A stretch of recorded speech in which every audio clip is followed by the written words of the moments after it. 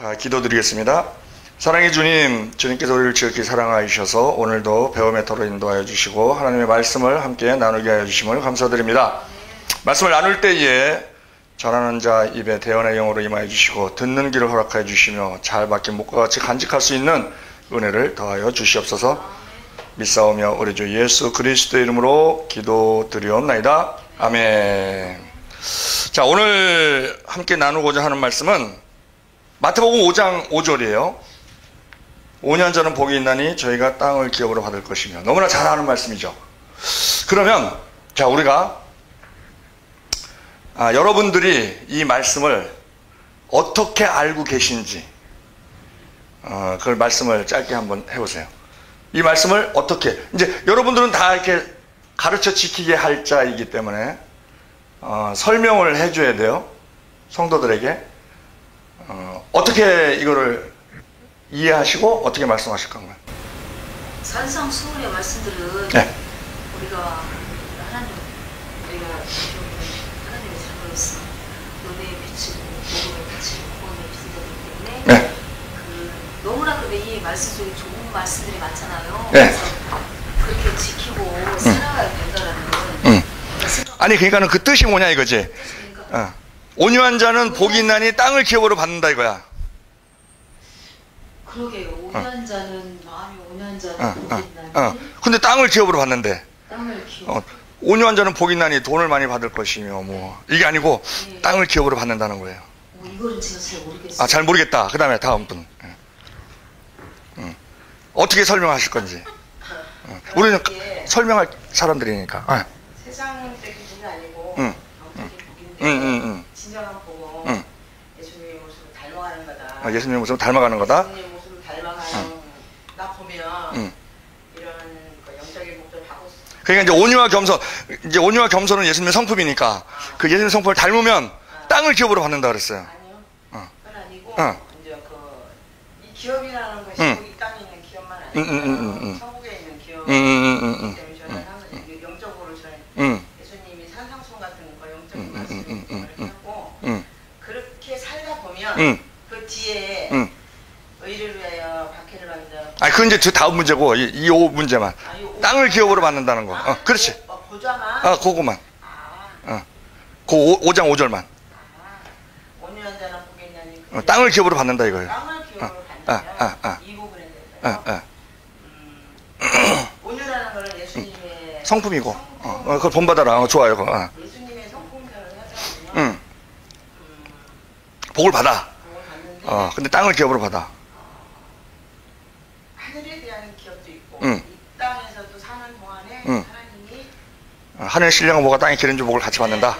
같이 받을 수 있다고. 땅은 물질의 어떤 대표적인 표현일 수도 있고 또 저 천국의 땅도 있을 수 있고 또 저는 그냥 당연하게 저희가 어쨌든 이 땅에서 2019 영원히 이사를 가잖아요. 그렇지. 그곳에서 있을 약속하신 기업 땅을 살 땅을 주신다는 걸로. 살 땅. 그 땅이 뭐야 그러면? 땅이 뭐야? 땅이 뭐냐고? 하나님 나라의 하나님 나라. 잘 알고 계세요. 자, 우리가 다들 알고 계세요. 다들 알고 계신데 구체적으로 이렇게 표현을 우리 자세하게 해줘야 되거든. 우리가 영적으로, 우리가 몸적으로 이렇게 건강이 중요한데 몸에 안 좋은 그 충들이 있어요. 회충, 요충, 십이간충, 편충 뭐 이런 게 있죠. 그거 있으면 몸에 안 좋아. 옛날에는 우리가 기생충 1위였어. 교통사고 1위였고. 왜 기생충 1위였냐면 우리가 채식을 많이 했거든. 근데 그 익히지 않은 음식에는요 다 기생충이 있을 수 있어요. 상추에도 있을 수 있어. 상추 거기도 그 기생충 알이 있을 수 있어. 그래서 잘 씻어야 돼. 그런데 그런 그 회충이 있으면 우리 몸에 안 좋죠. 근데 영적으로 안 좋은 것은 대충이야. 대충 알면 안 돼. 그 우리 자세히 알아야 돼. 자세히. 그래서 오늘 이 5장 5절 이 한 절만이라도 우리가 자세히 알자 하는 의미에서, 자, 온유한 자는 복이 있나니 땅을 기업으로 받는다 그러셨어요. 그러면 우리가 여기서 분리를 해야 돼. 온유한 자는 누구를 얘기하는 거며, 온유한 자, 누구를 얘기하는 거며, 땅은 또 뭘 얘기하는 거며, 또 기업으로 받는다는 것은 또 뭘 얘기하는 건가? 이렇게 3분에서 이렇게 이제 나눠서 우리가 설명을 이렇게 해주면 잘 이해가 될 거예요. 예수님은 다 그렇게 말씀하셨죠. 구약에 있는 모든 성경은 나에 대한 설명이다. 이런 말씀 하시면서, 그리고 예수님께서 하시는 모든 그 사역은 구약의 말씀을 이루기 위함이다. 그래서 우리가 6월절 어린 양이라고 표현을 해요. 예수님을. 실제로 예수님은 그 6월절 어린 양의 그 피로 인해서 죽음이 면했듯이, 넘어갔듯이, 예수님의 피로써 우리가 구원을 받는데, 왜? 죄의 삭은 사망이기 때문에 예수님이 6월절 날 돌아가셨어. 돌아가신 날이. 그래서 6월절 어린 양이 예수님의 강한 예표고, 또 계시록에서도 보면 어린 양 보자라는 말이 계속 이 어린 양이 예수님을 뜻하는 것으로 이렇게 표현이 돼요. 지금 이 온유한 자는 복이 있나니 저희가 땅을 기업으로 받을 것이며, 이것도 구약의 근거가 있어. 그게 뭐냐면 시편 37편 11절이에요. 시편 37편 11절에 오직 온유한 자는 땅을 차지하며 풍부한 화평으로 줄기리로다. 이 말씀을 근거로 해서 말씀을 하시는 거예요. 자, 그러면 우리가 구약의 해석과 신약의 해석은 조금 차이가 있습니다. 구약은 다 육적인 해석이에요. 구약에서 가장 큰 복은 뭐냐면 물질 많은 거, 자손 많은 거, 이게 최고의 복이야. 근데 신약에서는 뭐예요? 천국 복이잖아. 영적인 복이잖아. 근데 그 예표로서 이제 구약의 복을 그렇게 이제 나타내주고 있는데, 자, 먼저 온유한 자는 뭘 얘기하느냐? 온유라는 거는요, 그냥 착하다, 순하다, 이걸 얘기하는 게 아니에요. 야생마를 길들인 상태. 야생마가 엄청 힘이 있죠.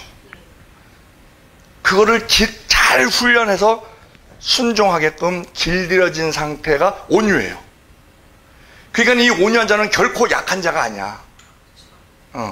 강한 자지만 자기 힘을 안 써. 그게 온유한 자예요. 착하다, 뭐 순하다, 이거랑은 달라. 착하고 순한 자는 능력이 없을 수도 있어요. 능력이 없으니까 할 수 없이 착하고 순한 위치에 처할 수밖에 없어. 그렇지만 온유한 자는 힘은 있지만 그 힘을 안 쓰는 거야. 힘을 안 쓰고 그냥, 예를 들어서 내가 태권도 구단이야. 태권도 구단인데 불량배를 만났어. 불량배를 만났는데 불량배가 날 막 때려. 맞는 거야. 그냥 방어만 하고 공격을 안 하고, 공격을 해서 다 쓰러뜨릴 수도 있어요.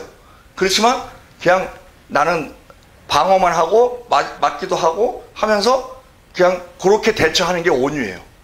실력이 없는 게 아니고 자기의 있는 힘을 절제하는 거예요. 절제. 그게 이제 온유라는 겁니다. 자, 우리가요, 루터가 종교개혁을 일으켰는데, 종교개혁 중에서 두 가지 큰 우리의 득이 있는 게 있어요. 하나는 뭐냐면 만인 대제사장설. 옛날에는 제사장이 있었어요. 제사장이 하나님과 인간 사이에 다리 역할을 했어. 그래서 폰티펙스, 그게 제사장이라는 뜻이에요. 다리 놓는 자. 그래서 하나님의 복을 인간에게 선포하고, 인간의 죄를 하나님께 고하고, 이게 제사장의 역할이었어요. 지금 천주교는 그렇게 하죠. 그래서 고해성사를 해요. 네. 그런데 루터가 만인 대제사장설을 주장을 했어. 아니다. 예수를 믿으면 모두가 다 아들의 영이 들어오기 때문에 아들이 된다. 그리고 그리스도의 영이 들어오기 때문에 우리 안에 다 그리스도인이 된다. 그러면 하나님께 직고할 수 있다. 직접 나의 죄를 고백하고 용서를 빌고 하나님의 복을 구하고 이걸 직접 할 수 있다. 이게 만인 대제사장설이에요. 그리고 두 번째, 당신은 그 성경책을 라틴어로 돼 있었어. 일반인들이 라틴어를 몰라. 성도들이. 그리고 일반인들이 성경책을 가지고 있는 것을 금지했어. 이 신성한 책을 감히 누가 갖고 있어? 못 갖고 있겠어요. 그러다 보니까 이 성경 내용에 대해서 사람들이 내용을 잘 모르는 경우가 있어요.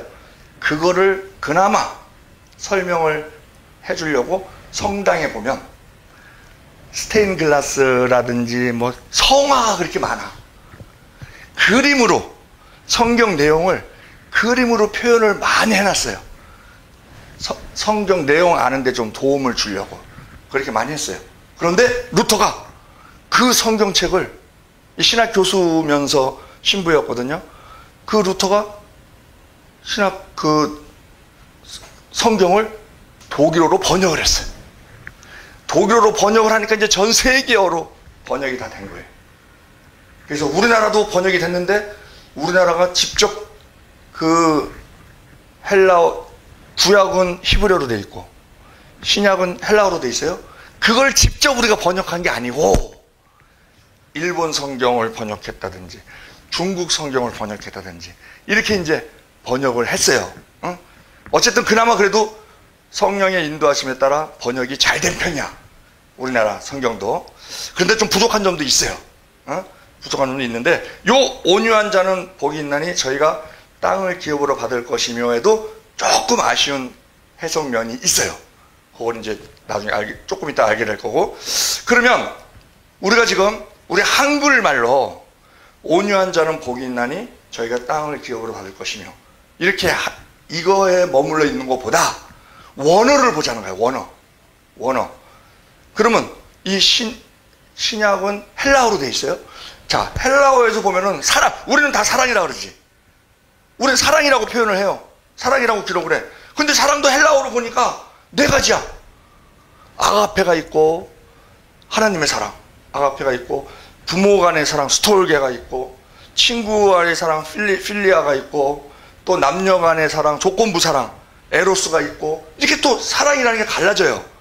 그런데 그 자기 자식에 대한 사랑, 부모에 대한 사랑, 스톨게 아니면 스승에 대한 사랑, 이게 스톨게인데 그게 스톨게로 머물러 있으면은요, 사랑이 스톨게로 머물러 있으면 그 자식이 우상이 될 수 있고 부모가 우상이 될 수 있어.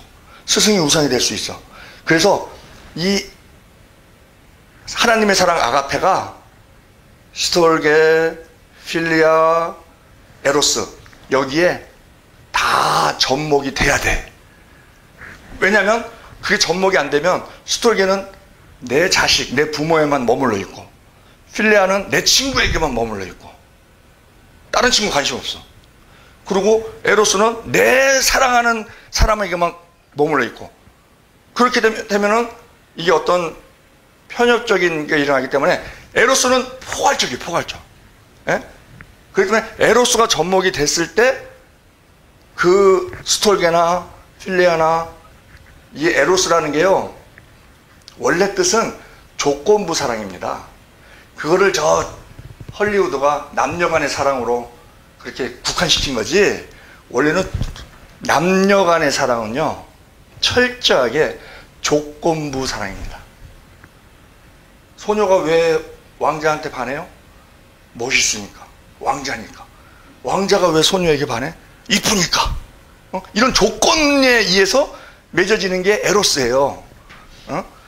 근데 그것이 하나님의 그 아가페 사랑이 이어지면 그걸 포괄적으로 그 조건을 초월한 희생, 이런 것도 같이 접목이 될 수 있다. 우리가 성령의 열매를 사랑, 희락, 화평, 오래 참음, 자비, 양성, 충성, 온유, 절제 이래요.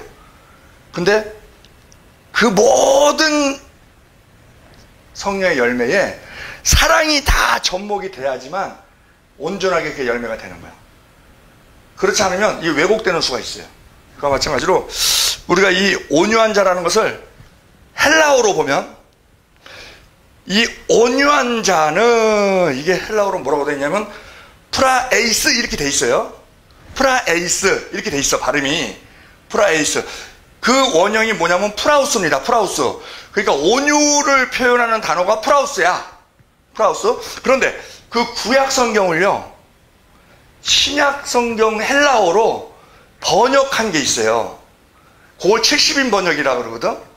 70인 번역. 근데 거기에 프라우스라는 단어가 19번이 나와요. 19번 나오는데, 그러면 그 프라우스라는 단어가 헬라어에 뭐를 번역한 거냐? 무슨 헬라어에 무슨 단어를 프라우스로 번역을 한 거냐? 이걸 보니까 아니라는 말이 있어요. 히브리어에 아니 또는 거기서 나온 아나우 이런 말이 있어요. 그거를 번역할 때 프라우스라고 번역을 했어. 온유한 자 이렇게 온유로 번역을 했어요. 근데 그 아나나 아나우의 뜻이 뭐냐면요, 억눌리고 속임을 당하고 착취를 당하지만 이에 무방비한 무력한 사람을 표현할 때 주로 사용하는 거예요. 자, 그러면 우리가 이 온유라는 단어는요 좀 특이한 게, 우리가 어떤 그 대인 관계가 있고 하나님과의 대신 관계가 있어요. 온유는요 대인 관계에 있어서는 엄청 약한 존재야. 대적을 안 하니까. 그쪽에서 아무리 해를 줘도 내가 대적을 안 해. 예를 들어서 베트남이 1975년에 공산화가 됐어요. 그러면 그 공산주의가 난 싫다 해서 많은 사람들이 그 공산주의에 대해서 대적하고 그러지 않고, 공산화가 되고 나서 물론 힘이 없어서 그랬겠죠. 그건 온유하고는 좀 차이가 있을 수 있지만 대적하지 않고 다 보트 피플이 됐어. 그렇죠? 그들은 뭐야? 거기에 대적하는 거를 선택하기보다 그들을 피해서 도망쳐 나온 거지. 그런 것도 일종의 온유예요. 그러니까 직접적으로 대적하지 않고, 우리가 그러니까 뭐 어떠한 저건 사회적 악이다 그러면은 내가 저를 제거해야 되겠다, 무력적으로 물리적으로, 이게 아니고 그냥 그것에 대해서 나한테 피해가 오잖아요. 피해가 오면 내가 당하고 내가 막을 건 막고, 그리고 하나님의 뜻과 비교를 했을 때 우리가 모든 권세는 다 하나님께로 난다 그러죠. 그래서 굴복해야 된다. 맞는 말이에요. 북한의 김정은이도 하나님이 허락하셔갖고 세우신 거야. 우리가 인정을 해요.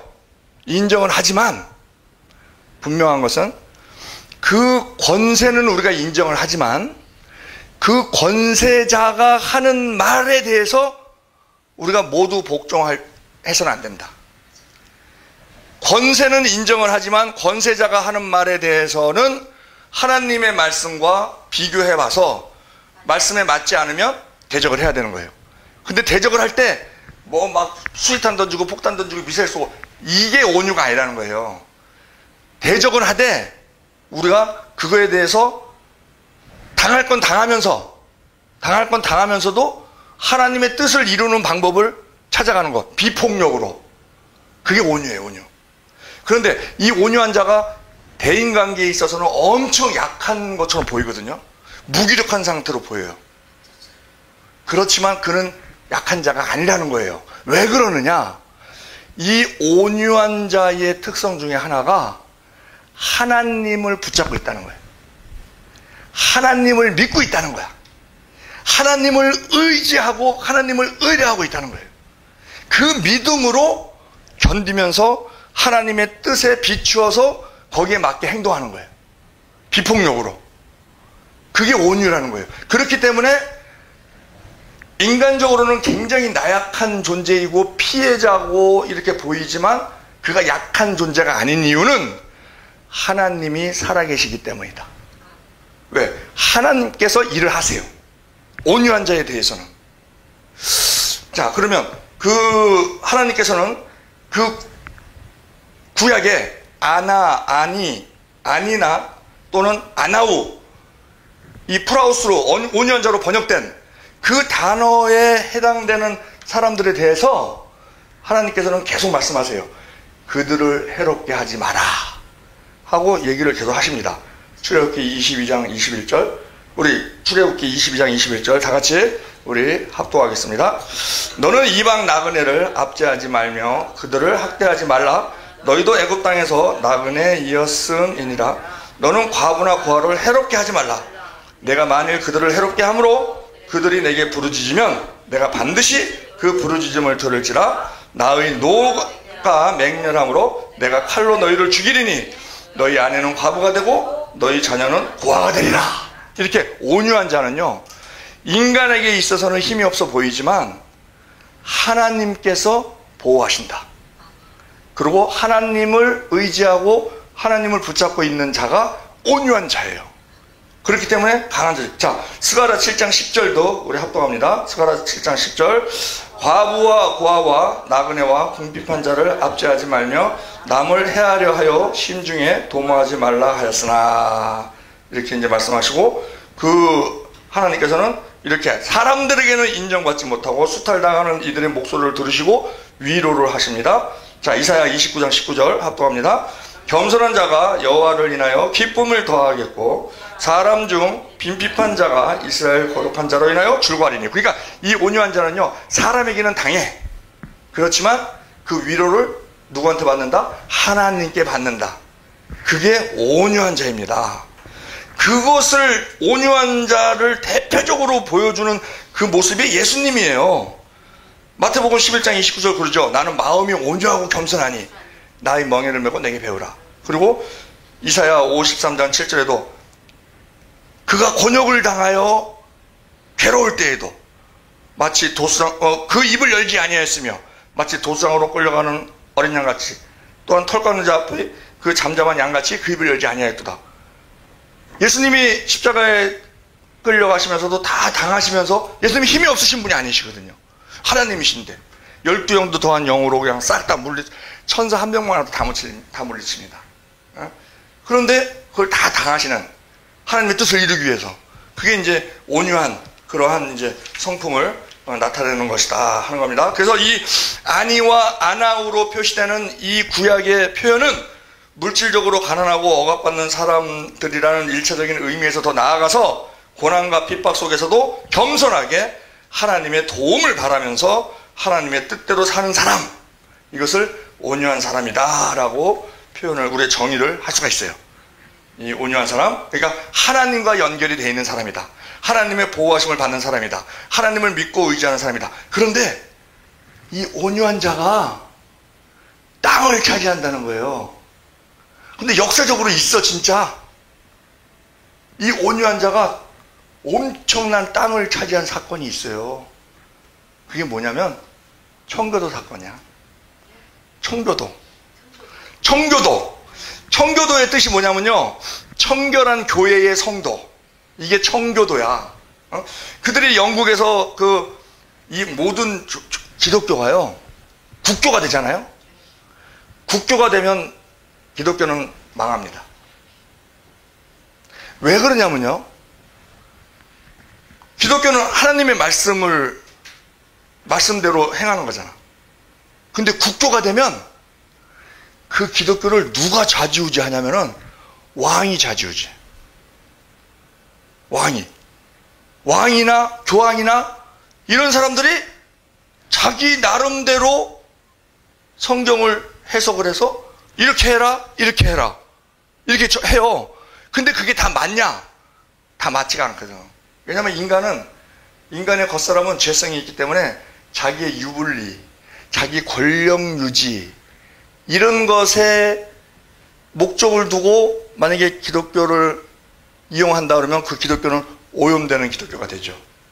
그래서 이 청교도 이 사람들도 영국에서 막 예배에 대한 그 자유를 억압하고 자기들이 시키는 거대로만 하라고, 이게 안 맞는 거야. 그러니까 이건 아니다, 이건 그리고 종교의 자유를 찾아서 가야 되겠다. 그래서 그들이 영국 정부에 대해서 막 이렇게 무력으로 대적했던 게 아니에요. 예? 그리고 그들은 뭐냐? 야, 우리 신앙의 자유를 찾아서 딴 데로 가자. 그래서 메이플라워 배를 타고 대서양을 건너서 갔어요. 어디로? 플라머스 향으로 갔어. 어딘지도 모르고 갔어. 근데 거기가 어디야? 아메리카 땅이야. 미국 땅이야. 그러니까 온유한 자가 땅을 기업으로, 땅도 보통 땅이 아니야. 어마어마한 땅을 받았어요. 실제로 이뤄진 경우도 있어. 온유한 자는 복이 있나니 저희가 땅을 기업으로 받을 것이며. 청교도들이 봤어. 청교도들이 1920년에 갔어요. 20년에 가갖고 그때 몇 명이 가갖고서 고생해갖고 인디안들 도움받아갖고 뭐 이렇게 농사도 하고 그랬는데 그들이 조금 정착을 하니까 1930년, 1940년 2만 명이나 되는 청교도들이 그 미국으로 이주를 합니다. 그래갖고 1936년에 대학을 세워요. 신학교를 세워요. 그 신학교가 뭐냐? 그게 하버드 대학이에요. 예. 그렇게, 그러니까 그 사건을 보면, 아, 온유한 자는 복이 있나니 저희가 땅을 기업으로 받을 것이며, 아멘! 할렐루야! 그러네! 이렇게 역사적인 사건도 있습니다. 그런데 분명한 것은 하나님께서는, 예수님께서는 이 땅에, 이 세상 일을 말씀하시는 것이 아니고, 저 천국 하나님 나라에 대한 말씀을 하시는 것이니까, 이 땅이라는 것은 하나님께서 약속하신 땅, 천국을 얘기하는 거예요. 세상에 대해서 환난당하고 핍박당하고 억울함당하고 그렇게 당하면서도 묵묵히 하나님을 붙잡고 하나님을 의지하고 하나님을 믿고 견디며 나아가는 자에게는 천국이 주어진다. 그 뜻이란 말이에요, 이게. 그런데 그것을 이제 우리가 그냥 영적으로 천국을 말하는 거야. 이렇게 얘기하는 것을, 근거를 우리가 한번 찾아보자 하는 겁니다. 자, 기업으로, 땅을 기업으로 받는다. 이게요, 헬라어로는 보면은 클레노메수신 이렇게 돼 있어요. 클레노메수신. 그리고 이것은 그 클레오노메오의 3인칭 복수 미래형이에요. 받을 것이되냐. 미래형이에요. 자, 그러면 클레오노메인 이 단어 클레오노메인, 이것이 기업으로 받는다는 뜻이라는 거예요. 그런데 이 클레오노메인이요, 두 단어를 합한 거야. 두 단어를 합한 거야. 어떤 단어냐면은 클레로스라는 단어하고요, 네모라는 단어를 합한 겁니다. 그런데 이 클레로스라는 뜻이 뭐냐면은 제비 뽑아 얻은 분깃이라는 뜻이에요. 제비를 뽑아서 얻은 분깃, 그 뜻이 클레로스야. 그리고 그것을 분배받는다, 그것이 네모예요. 요 두 개가 합해져서 기업으로 받는다 하는 클레오노메오라는 단어가 생긴 거예요. 그러면 여러분, 자, 우리 온유한 자에 대해서는 우리가 알았어요. 하나님과 연결이 되어 있다. 하나님을 믿고 세상에서는 당하더라도 하나님을 의지하면 하나님께서 보호해 주시는 그 사람이 온유한 사람이다. 근데 그가 땅을 기업으로 받는데, 그 땅 기업으로 받는 그 땅이 어떤 땅인가 봤더니 제비 뽑아서 얻은 분깃을 나눠 받는 그 땅이라는 거예요. 그럼 우리가 생각한 게 뭐가 있어요? 가나안 땅이 생각이 나는 거지. 그래서 우리가 아까 이 우리 번역에 있어서 좀 아쉬움이 있다는 것은, 온유한 자는 복이 있나니 저희가 땅을 기업으로 받을 것이고, 우리 이렇게 돼 있잖아요. 그런데 이 땅이요, 그러니까 온유한 자는 복이 있나니 땅을 기업으로 받을 것이며, 그러니까 우리가 땅이 막 이 땅 저 땅 막 이렇게 생각하잖아. 원문에는요, 이게 온유한 자는 복이 있나니 저희가 그 땅을 기업으로 받을 것이며, 정관사가 있어요. 실제로 그 영어 성경도 보면 the earth야. 다 그 땅, 아무 땅이 아니야. 그 땅이라는 거야. 그 땅. 그 땅, 어떤 땅? 제비 뽑아서 분깃으로 얻은 땅. 헬라어에서 아까 우리 봤잖아요. 클레오노메오에서 제비 뽑아서 얻은 땅, 나눠받은 땅. 그래서 그 본문에 보면은, 원문에 보면은 클레로노메인 텐겐 이렇게 돼 있어요. 기업으로 받는다, 텐겐, 그 땅. 그 땅을 받는다는 거야. 그 땅.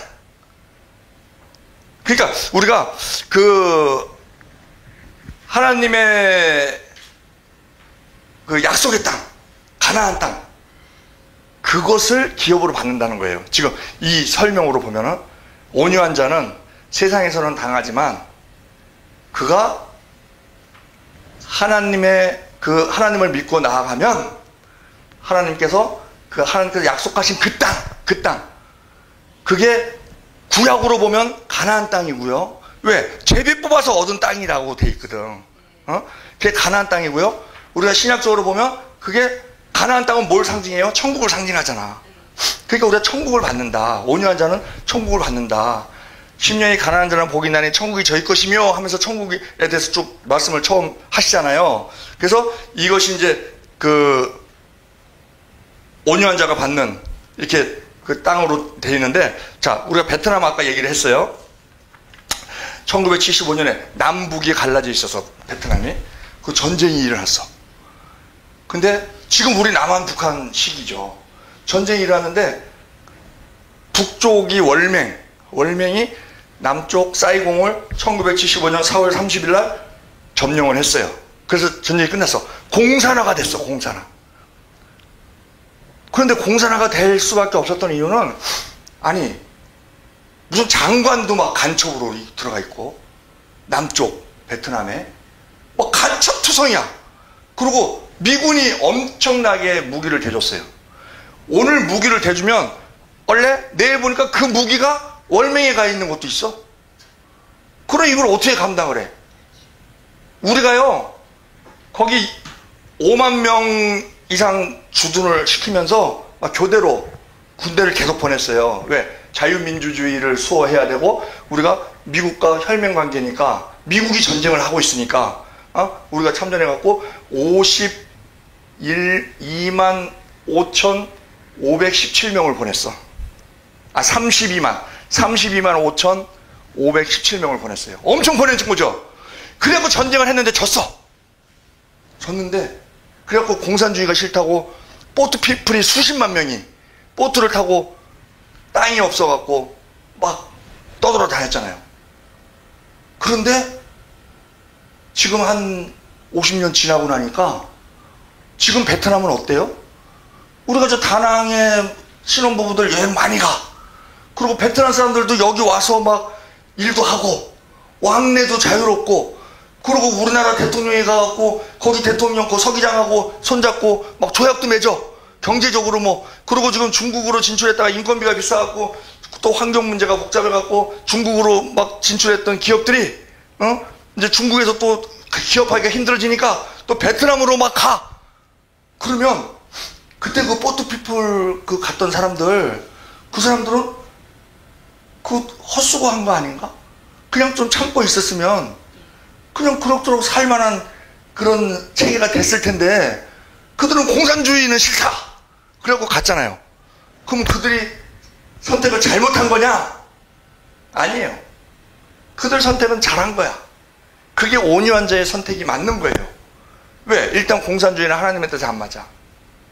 그리고 그 당시 초기에는요, 막 그 강제 재교육이 이루어지고 정치보복이 이루어지고 종교 탄압이 이루어지고 사유재산을 몰수하고 막 이러한 일들이 많이 있었거든. 막 그 미국 협력자들 막 체포하고 숙청하고 막 이런 일들이 많이 있었기 때문에, 탄압이 많이 있었기 때문에 거기에 대적할 힘이 없어서 그랬는지 뭐 그렇다고 볼 수 있지만, 어쨌든 이것은 하나님의 뜻과도 어긋난 것이고, 그래서 그들의 선택은 맞는 것이었다 하고 볼 수 있어요.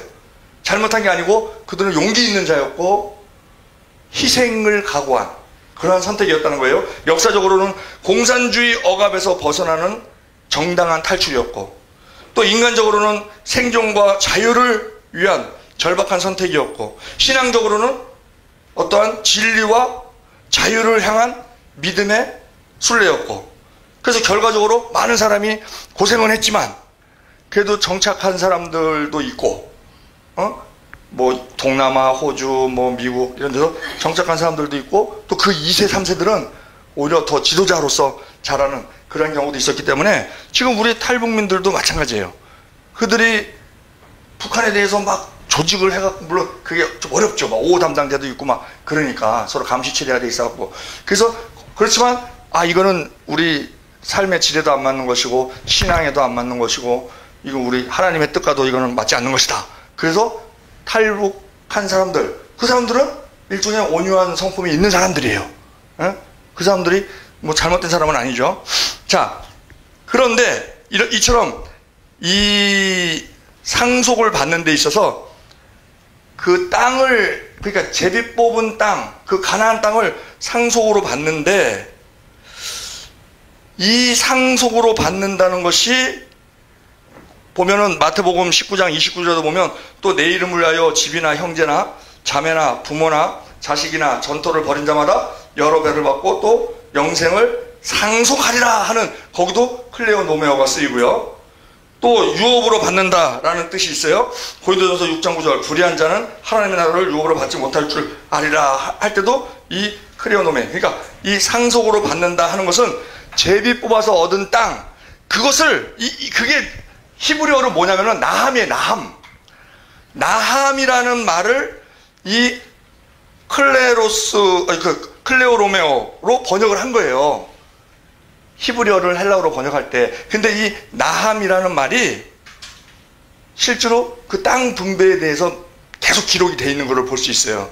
민수기 34장 18절에 너희는 또 기업의 땅을 나누기 위해 매 지파에 한 족장씩 택하라. 또 여호수아 19장 49절에도 이스라엘 자손이 그 경계를 따라서 기업의 땅 나누기를 마치고 자기들 중에서 눈의 아들 여호수아에게 기업을 주었으니 하면서 그 땅이라는 것을 우리가 그 적각꿀이 흐르는 그 땅이다 하는 것을 우리가 알 수 있습니다. 자, 그러면 우리가요, 그 땅은 구약에서는 이 세상의 땅, 물리적인 땅을 말하지만 신약에서는 천국, 새하늘과 새 땅, 이렇게 이제 비유하는 것을 봐요. 이사야 57장 13절에도 보면 내가 부르짖을 때 내가 모든 우상으로 너를 구원하게 하라. 그것은 다 바람에 떠가겠고 기운에 불려갈 것이로되 나를 의뢰하는 자는 땅을 차지하겠고 나의 기록한 산을 기업으로 얻으리라. 이 이사야가 이 예언적인 성격이 좀 있잖아요. 특히 그 39장 이후로는. 자, 이사야 60장 21절에도 내 백성이 다 의롭게 되어 영영이 땅을 차지하리니 그들은 나의 심은 가지요 나의 손으로 만든 것으로서 나의 영광을 나타낼 것인즉 그 작은 자가 천을 이루겠고 그 약한 자가 강국을 이룰 것이라. 때가 되면 나 여호와가 속히 이루리라 하고, 이제 신약에 와서는 베드로후서 3장 12절에 이 땅에 대해서 구체적으로 이제 영적인 의미가 나옵니다. 하나님의 날이 임하기를 바라보고 간절히 사모하라. 그날에 하늘이 불에 타서 풀어지고 체질이 뜨거운 불에 녹아지려니와 우리는 그의 약속대로 의에 거하는 바 새하늘과 새 땅을 바라보도다.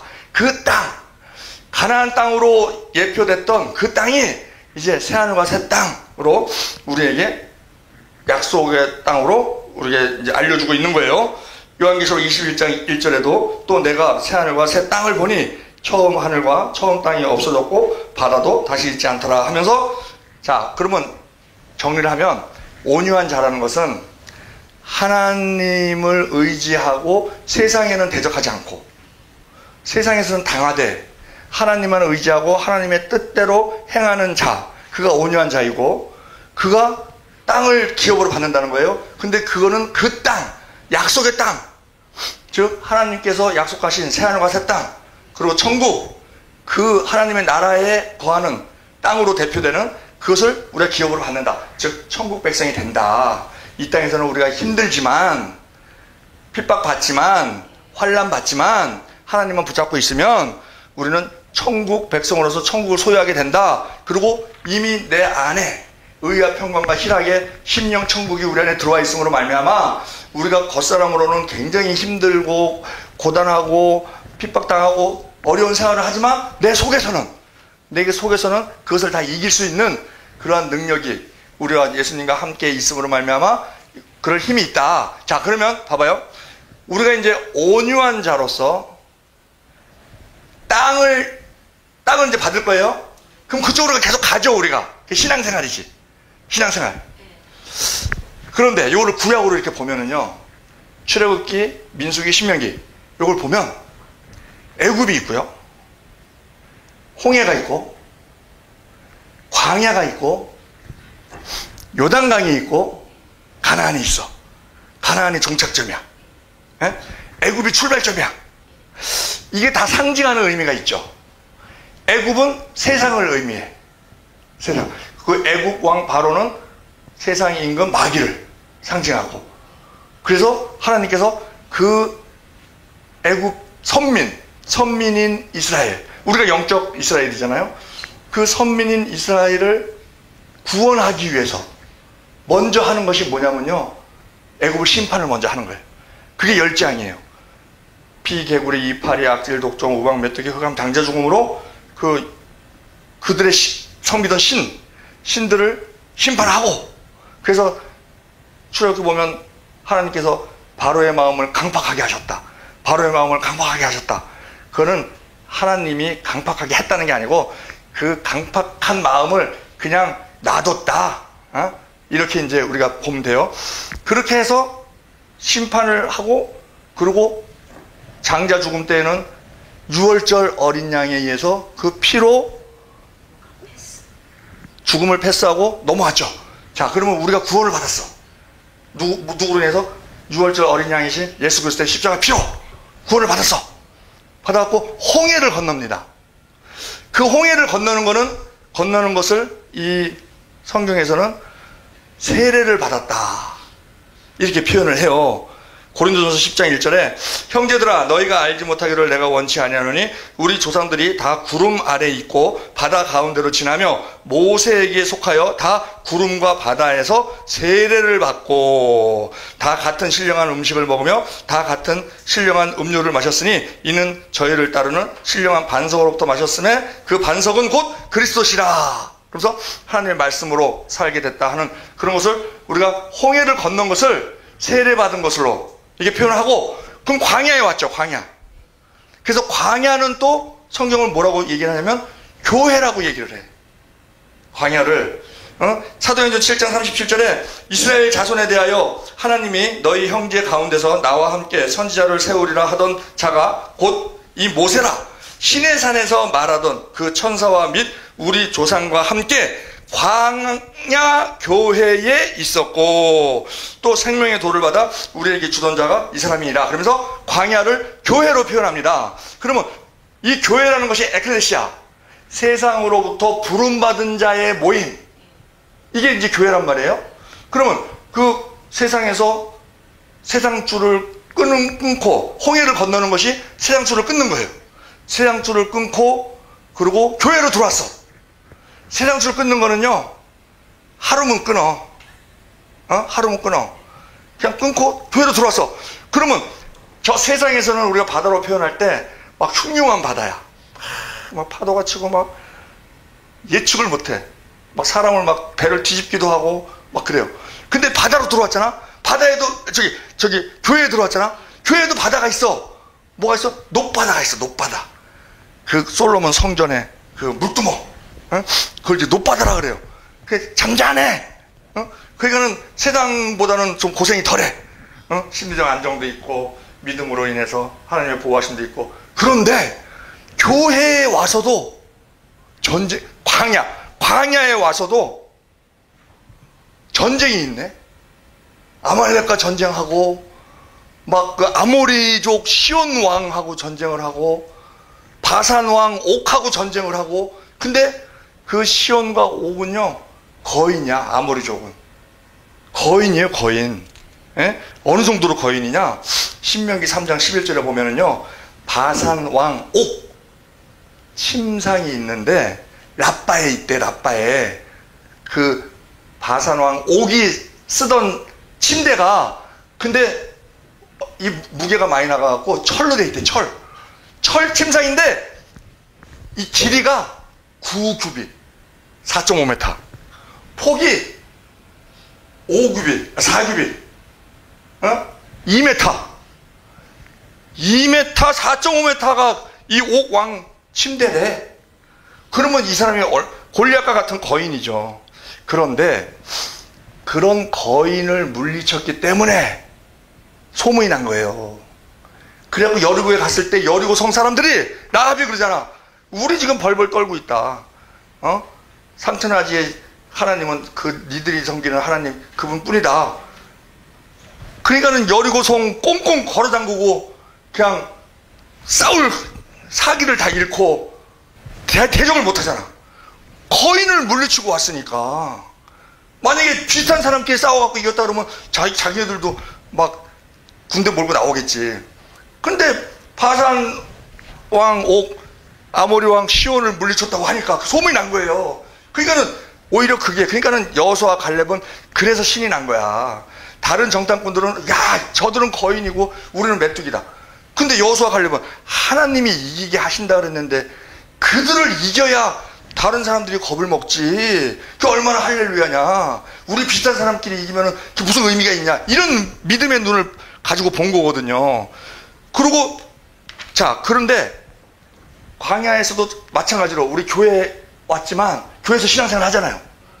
근데 우리가 교회라고 조용해? 아니야. 영적 전쟁이 있어. 이 안에서도 어떤 버스 타는데 둘이 막 싸우는 거야. 둘이 막 싸우니까는 어떤 사람이 내리면서 그러더래. 아, 여기가 교회인 줄 알아? 뭐 그러고 내리더래. 아이고 세상에. 그 교회는 맨날 싸우나 봐. 어? 어쨌든 영적 전쟁은 교회 안에서도 있어요. 교회 안에서도. 그런데 진짜 심각한 영적 전쟁은 어디에 있어요? 가나안 땅에 있어. 가나안 땅이 약속의 땅이라며. 하나님이 주실 땅이라며. 그러면 나대져야 되는 거 아니야? 어? 그냥 들어가서 그냥 건축하고 뭐 이렇게 하면 되겠고. 아, 근데 약속의 땅이라고 주셨는데 그래서 요단강을 건너갔더니 아니 여리고 성이 있고 말이야. 어? 그리고 가나안, 길가스, 브리스, 여부스, 아모리, 히위, 헷 그 7 족속이 있는 거야. 그 7 족속은요 자기들끼리 맨날 치고받고 싸워갖고 전쟁에는 선수들이에요. 어? 그러니까는 이 이스라엘 백성하고는 게임이 안 되는 그런 정도 싸움에는 아주 전문가라고. 근데 그런 7 족속이 있는 거야. 아니 하나님이 약속의 땅으로 주셨다는데 우리는 가나안을 천국이라고 비유하잖아요. 그 천국에 와서도 전쟁해야 되나? 이런 문제가 생겨요. 요단강을 건너죠. 요단강. 요단강을 건널 때 우리는 보통 어떻게 얘기합니까? 요단강은 죽음을 얘기한다. 그래서 우리가 죽은 사람들, 소천된 사람들을 요단강 건너봤다 이렇게 얘기를 해요. 맞는 말이에요. 왜? 죽어야 천국 가거든. 가나안이 천국이니까 죽어야 천국 가요. 근데 우리가 여기서 이제 우리가 해결해야 되는 문제가 그런 문제가 있어요. 천국인데 전쟁이 있다. 그리고 요단강이 죽음을 얘기하는 것인데 그거는 우리가 그러잖아요. 갈라디아서에서 그리스도 예수의 사람들은 그 육체와 함께 정과 욕심을 십자가에 못 박았느니라. 그러면 우리가 홍해를 건너는 것은 세상과 줄을 끊는 거야. 그러니까 하루면 끊어. 요단강 건너는 것은요 나 자아와의 싸움에서 완전한 자기 부인이 일어나야 되는 걸 말하는 거예요. 그거 40년 걸려. 오래 걸린다는 얘기예요. 내가 주인 노릇하는 거, 우리가 입으로만 주여 주여 하면서 모든 결정을 내가 마음대로 하고 내가 주인 노릇하는 거, 그거 없애는 작업, 그게 요단강 건너는 건데 그거 하는데 40년 걸린다니까. 오래 걸린다니까. 어? 그게 건너가야. 그러면은 요단 그 가나안은 뭘로 비유할 수 있느냐? 천국인데 천국을 가기 위해서는 오직 예수 그리스도를 통해서만 갑니다. 그렇죠? 그러면 그 천국을 가기 위해서는 예수 그리스도가 빠질 수 없어. 근데 가나안은 천국이야. 근데 거기 전쟁이 있어. 그 얘기는 뭐냐? 뭐든지 하나님이 하시는 일이 있고 인간이 할 일이 있어요. 이 땅에서는. 우리가 할 일은 뭐냐? 천국은 침노하는 자의 것이라고 그러죠? 우리가 할 일은 뭐냐? 우리가 할 일은 싸우는 거야. 전투를 하는 거야. 하나님이 하실 일은 뭐냐? 이기게 하시는 거야. 그래서 우리가 그 요단강, 나 자아를 완전히 부인하고 예수 그리스도를 주인으로 모심으로 말미암아 갈라디아서 2장 22절에 이제 내가 사는 것이 아니요 내 안에 계신 그리스도께서 사신 것이라 하는 그러한 말이 성취되는 것이 요단강 건너서 가나안 들어가는 것. 즉 가나안은 그리스도 안으로 들어가는 거예요. 그래서 모든 것이 이제 예수님께서 하시는 거야. 그러면 천국은 이미 우리 거나 마찬가지야. 그런데 그 안에서 그 7 족속과의 싸움이 있어요. 자, 봐봐요. 우리가 죽는 날까지 영적 전투가 계속 있는데 영적 전투가 세상과의 싸움, 마귀와의 싸움, 죄와의 싸움, 이게 있습니다. 그런데 요것이 속을 이렇게 계속 파들어가 보면은 누구와의 싸움이냐면요, 나와의 싸움이야. 내가 세상의 유혹에 휩쓸리지 않고, 내가 귀신의 속삭임에 넘어가지 않고, 내가 죄의 유혹에 빠지지 않고, 나와의 싸움이에요. 나와의 싸움. 나와의 싸움. 그 나와의 싸움이 선한 싸움입니다. 그게 선한 싸움이야. 자, 그러면 가나안의 7 족속이 있죠? 7 족속. 우리 몸에도 우리가 싸워야 할 7 족속이 있어요. 그것을 우리가 알아야 돼. 봐봐요. 머릿속에 뭐가 있냐면 시기, 질투, 미움, 이런 것들, 그거랑 싸워야 돼. 눈에 음란이 있어요. 혀에 거짓이 있어. 우리 마음, 오장육부, 고집, 아집, 이게 있어요. 예? 우리 살 속에 태만이 있어. 태만, 게으름.